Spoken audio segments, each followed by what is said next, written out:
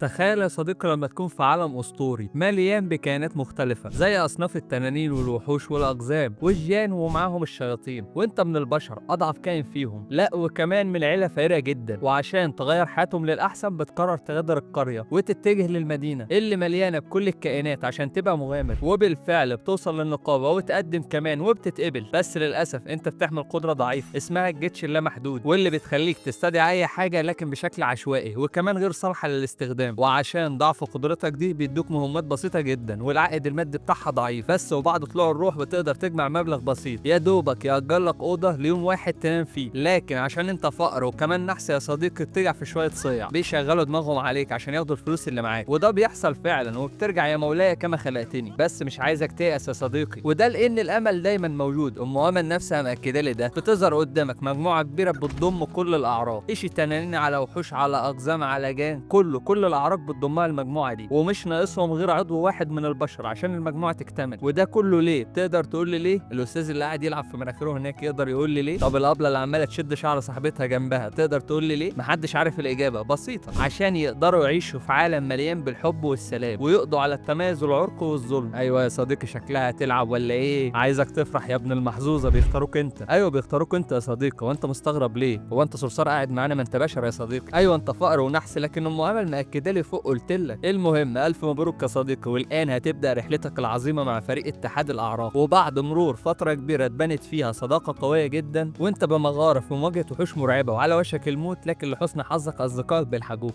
لا وكمان قادة الفريق بتعاتبك يا عم لأنها خايفة عليك، واخد بالك أنت؟ وده لأن المغارة اللي أنت فيها أضخم وأصعب مغارة في العالم، وضربة واحدة من أي وحش هنا هتقتلك، أنت ضايع يا صديقي. لا وكمان بتطمن عليك يا صديقي، الموضوع واضح وضوح الشمس، حتى الفريق خد باله إن هي بتعاملك معاملة مختلفة، أو نقدر نقول بتعاملك معاملة خاصة يا ابن المحظوظة. شاء أنت يا صديقي خلبوس. وبعد الموقف المحرج ده يا خلبوس بتتحرك لمكان آمن، واللي بيكون ملوش غير طريق واحد للدخول أو الخروج، وده أنسب مكان عشان ترتاحوا شوية. فبتقوم تعمل لهم شاي، أنت آخرك بتاع شاي يا صديقي، بس بيتلموا عليك ويقولوا لك مفيش داعي للشاي، وده لأنك مطرود من المجموعة. أيوة يا صديقي أنت سمعت صح، وكمان ما بيهزروش ولا حاجة، والسبب بسيط، هما ما بقوش محتاجين ليك دلوقتي، بس المشكلة الكبيرة إن وشوشهم اتغيرت ومعظمهم ما بقوش طايقينك، وبالعافية كانوا مستحملين ريحتك البشرية اللي كانت بتحسسهم بالعذاب، ومبسوطين جدا عشان أخيرا هيرتاحوا من القرف ده. ولما بتسمع كل ده بتسألهم طب ليه كنتوا لطفاء معايا أصلا؟ والرد للأسف صادم، كل اللي فات ده كان تمثيل. ده حتى القائد اللي المفروض انت بالنسبة لها شخص مهم بتقول عليك ان انت غبي وان ده اكتر شيء بيميز البشر، ولما بتسألهم عن السبب بيقولوا لك ان موهبتك هي السبب. ايوه يا صديقي هي موهبتك، وده لان الرؤساء ظنوا انك شخص بيمتلك موهبة عظيمة، وده بيمثل عليهم خطر، عشان كده ضموك للفريق وحطوك تحت المراقبة. وبعد التأكد من ان موهبتك رديئة جدا وملهاش اي لازمة بقوا شايفينك مجرد بشري تافه، وده كان رأي قادة المجموعة فيك من الاول اصلا. وكمان بتقول لك ان هي مبسوطة جدا لانها اخيرا ارتاحت من الهم اللي كانت شايلاه، لان المفروض ان هي كانت هتبقى زوجتك عشان يستمر نسلك تحت سيطرتهم، وده كان مخليها في عذاب، لان التفكير بس في الارتباط بعرق ادنى زي البشر كان محسسها ان هي في جحيم. اسف يا صديقي لكن هي دي الحقيقة. وبعد التأكد من ان مفيش اي مغامر في المكان بيقرروا يقتلوك، وقتلك مش عشان انت بتمثل خطر عليهم، لا ده للمتعة فقط.